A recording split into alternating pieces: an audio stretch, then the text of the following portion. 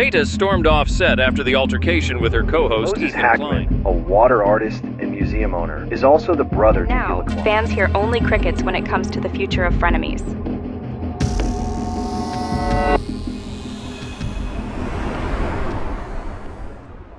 If you've ever been online long enough to wonder, wait, are they actually fighting or is this just really good content? Well, congratulations. You're in the right place.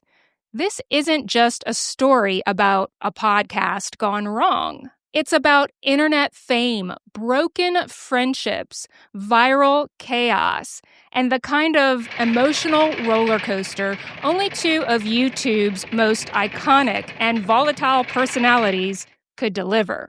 Welcome to the world of Trisha Paytas and Ethan Klein, a collision of meme culture and therapy session, where drama met redemption and one of the internet's most unexpectedly wholesome friendships went gloriously up in flames. What started as a social experiment during a global pandemic, when we were all stress baking banana bread and sofa sleuthing the mysteries of Tiger King, became the cultural cathartic mashup we didn't know we needed. This is the story of Frenemies, two people too online for their own good who accidentally created something unforgettable. So buckle up. The emotional whiplash is real. Welcome! Bro. First of all. Dude, you know. Shall we begin? You guys think I'm kidding? Yeah. Okay, what's the question? And that doesn't make any sense, Trisha. That's cute. That's only in Australia. Sorry, go ahead. It doesn't bother me.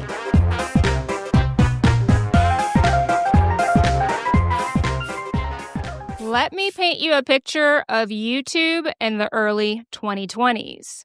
The algorithm was buzzing with cancel culture, TikTok drama, and podcast wars. And in the middle of this storm sat two of the most chaotic, compelling internet personalities, Ethan Klein of the H3 podcast and Trisha Paytas, the internet's most unpredictable open book. Fat girl. Yes. I'm the one beauty guru on YouTube that everybody loves to call fat and make fun of and say I'm chubby and gross and I need to cover up and be ashamed of my body. I still remember the first time I really saw Trisha Paytas, and it wasn't one of her sobbing spirals or slurpy mukbangs. The video was of her in a mango-colored bikini, confidently preaching body positivity while opening up about her own struggles with the public's expectations of beauty. I was like, wait, is this camp? Is this profound? Is this my Roman Empire? Yes, it was. That was the moment I fell in love with Trisha. She was raw and real and deeply human. Over the years, sure, her antics pushed me away, but I always came back for her. I always checked in. Because love her or hate her, Trisha is magnetic. Now, for Ethan, at the time, I wasn't sold. His podcast felt a little too underground and bro-coded for my taste. Heavy on obscure YouTube lore and lots of farting sound bites. It just wasn't my scene. But something about Ethan and Trisha together made me pay attention. Their dynamic felt fresh, uncomfortable in a good way, and surprisingly sincere. And let's be honest, Frenemies didn't launch. It detonated.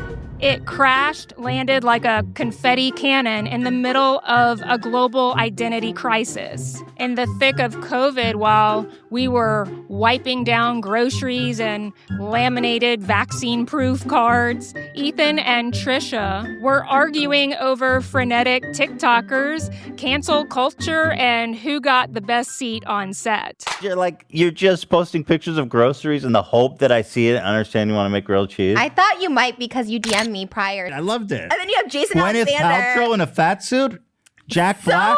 Jason Alexander? And the only way that she can show her inner beauty is by being skinny. It was unhinged. It was healing. It was perfect. So how did we get here? How did this accidental dream team become the internet's coldest war? Well, once upon a pandemic, Ethan invited Trisha onto the H3 podcast for the now infamous Frenemies show. The vibe was immediately WTF meets Dr. Phil, and it felt like oil and water were somehow creating glitter.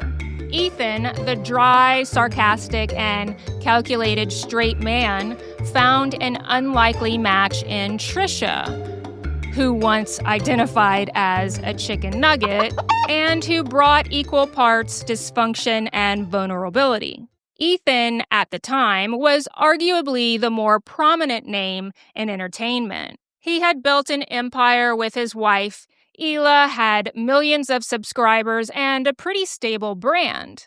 Trisha, on the other hand, was well known for internet scandals, wild vlogs, and crying on the kitchen floor videos.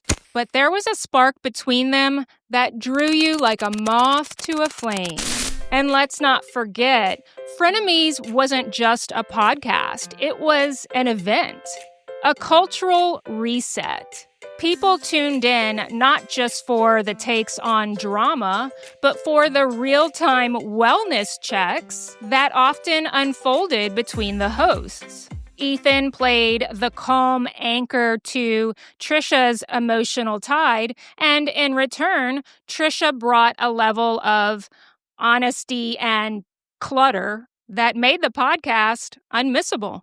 We're about to break the internet with one dude with the iPhone. For a while, it seemed like the internet's odd couple had found their stride.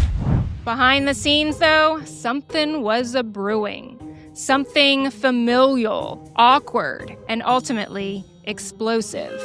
Enter Moses Hackman, Hila Klein's brother, and, as the universe would have it, Trisha's soon-to-be husband, and the Molotov cocktail that blew up Frenemies for good. Why are you dating my brother-in-law? On paper, it seemed like poetic irony. Trisha had found love within the very family she was forging a new bond with professionally.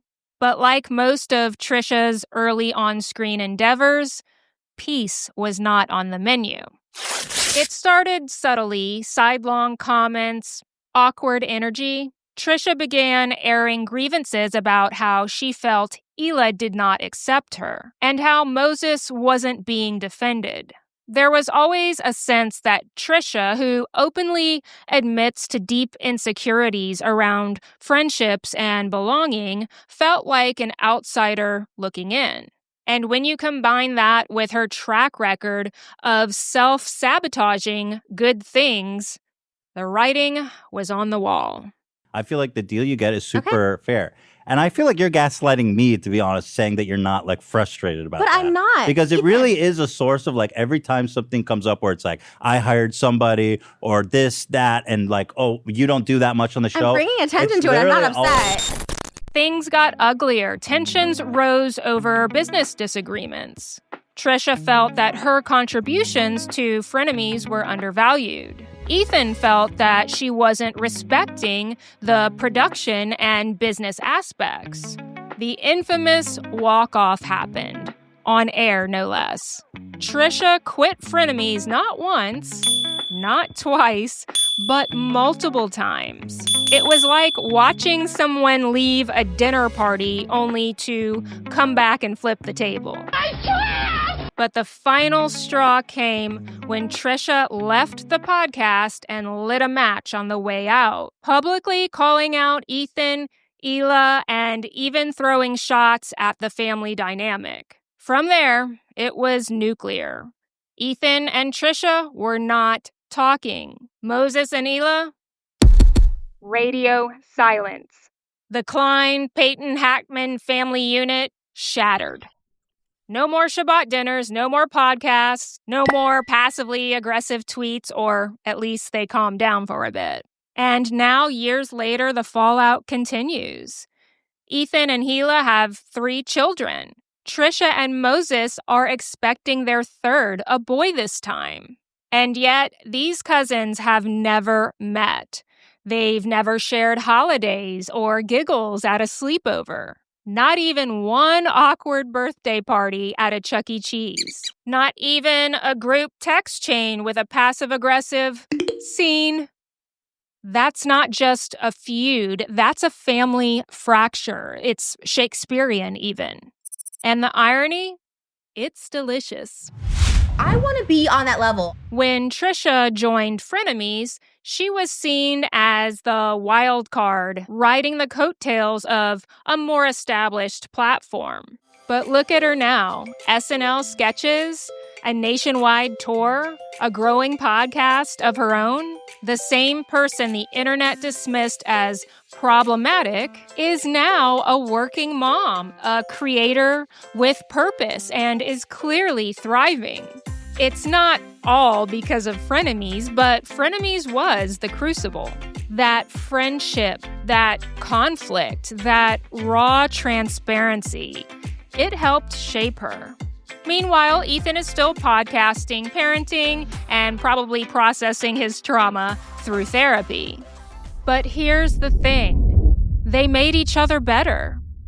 Ethan was arguably the healthiest platonic relationship Trisha had had up to that point. He challenged her, listened to her, and often defended her, even when it hurt his own brand. And that is rare for someone like Trisha, who has admitted time and again that she struggles with friendships, trust, and feeling genuinely accepted. Don't get me wrong, it wasn't all blind support from Ethan. In my opinion, what makes Ethan a truly great host is his propensity to question what doesn't quite hit home for him. Trisha, as a solo creator, was content to lean into some pretty preposterous concepts for clicks. But with Ethan as co-host and counterpart, there was a sense of checks and balances that Trisha couldn't just speed talk her way through. Got that I was teaming with hundreds of spiders. All the babies were in there. Let's see. There are many examples of this dynamic within Frenemies reruns, but I think it's most apparent in the episode Is Trisha Smarter Than a Fifth Grader? Trisha voiced her opinions on the insignificance of gravity, and Ethan looked like his brain was buffering on dial-up. While we all laughed off the gravity comments and anticipated the next bit, Ethan could not move on. And it's almost with a kind of paternal motivation that he really wants Trisha to make sense out of this gravity argument. I don't understand that statement. What do you mean by it? If you don't know, Ethan's plight was fruitless. You can almost see gravity leave the room when Ethan's head rockets right off of his spine when Trisha correctly identifies Isaac Newton and connects him to the theory of gravity. But the point is, Ethan didn't let Trisha off so easy when she tried to play up the dumb blonde rhetoric. And for Trisha, well, I believe she challenged Ethan's comfort zone in a way that softened him. There were moments on Frenemies, pretty telling ones, when Ethan would say something supportive, and you can see Trisha's armor fall just a bit. And there were moments when Trisha lashed out at Ethan, not because she hated him, but because she didn't know how to handle being seen and heard without strings attached. Sick people, can't help themselves. She self-destructed like she often does before it could be taken away from her. And today, Trisha's grown, she's built something stable, and yes, H3 lives on, but not without serious criticism over Ethan's content taking a sharp left turn. I can't help but wonder, now that these two have had time apart and the chips have fallen where they lay without being in each other's lives, is it time Not for a Frenemies reboot or even a collaboration. But if Ethan and Trisha could talk again just once, could they see how far they've both come? And could they acknowledge that for all the mess, they brought out something real in each other? And so these are us in our Rolls Royces, the peeps. But most importantly, could they forgive and move on for the children? Even Howie Mandel discussed the feud on his podcast, trying to bridge the gap like a well-meaning uncle. Other influencers have weighed in too, some in defense, others throwing shade. But beneath the drama documentaries and clickbait, there's a very real sadness. 3 kids on each side, cousins that don't know each other, holidays that could be louder, fuller, warmer. This isn't just an internet beef, it's a missed opportunity for healing and for growth, for something bigger than views and ad revenue. Now, I don't want to overlook, but I also can't get too deep into some of the other heavily scrutinized angles of this family feud, like the role Moses, Hila's brother and Trisha's now husband, may or may not play. But I am open to a deeper dive into those specifics, so speak up now if that's something you would be interested in. Let me know in the comments, and please share your opinions. They are all welcome here. As I always say, conversations around tragic or tough topics can be healthy so long as we're not monsters to each other. So yeah, I'm just a fan, but I've watched the episodes, I've followed those involved, and I believe I've perceptively picked up on more than meets the eye. And I'm saying this from the bottom of my YouTube feud scorched heart.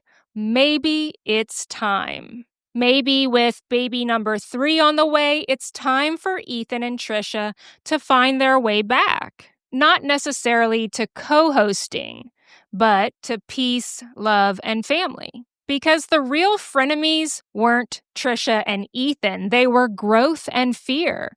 And maybe, just maybe, growth finally wins. Thank you guys so much for hanging with me today. If you liked this video, stand up for struggling creators everywhere. Throw me a like, a share. Don't forget to subscribe.